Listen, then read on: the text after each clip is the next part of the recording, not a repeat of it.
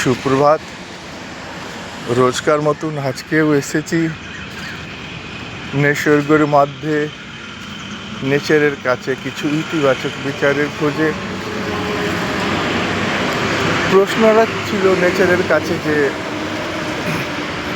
মানুষ সুখ কীভাবে পেতে পায়, কেন আমরা প্রতিটা মানুষ আন্তরিকভাবে সুখ পাবার প্রচেষ্টাতে লেগে থাকি।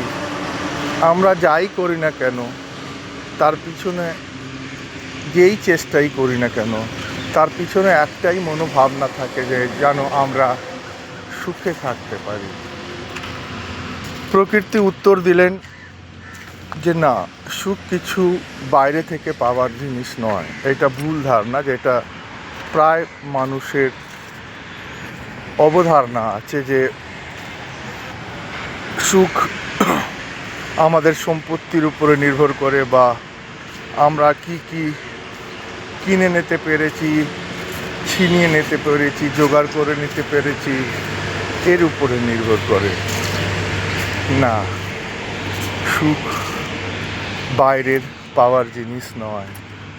এটা একটি মানসিক অবস্থা যেটি নির্ভর করে আপনার রোজকার ছোট ছোট কার্যকলাপের উপর। যখন আপনি দয়াকে বেছে নেন রাগের উপরে, যখন আপনি কৃতজ্ঞতাকে বেছে নেন শিকায়তের উপরে, যখন আপনি আরও একবার চেষ্টাকে বেছে নেন অজুহাতের উপরে, তখন আপনি এই সুখের গাছের বীজ পুঁতে দেন।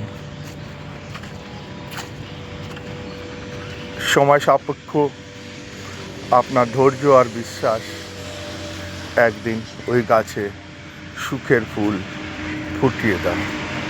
আপনি আপনার একটি নিশ্চল হাসি, আপনার একটি ছোট দয়ার কাজ, আপনার একটি ইতিবাচক ভাবনা একটি এইরকম রাসায়নিক শৃঙ্খলাকে জন্ম দেয় যে একদিন গিয়ে সুখের সৃষ্টি করে। তাই সুখের পিছনে না ছুটে আপনার ছোট ছোট কর্মকে ধ্যান দিন, আর রোজ এইভাবে ইতিবাচক বিচারের জন্যে চ্যানেলকে লাইক আর সাবস্ক্রাইব করুন। ধন্যবাদ।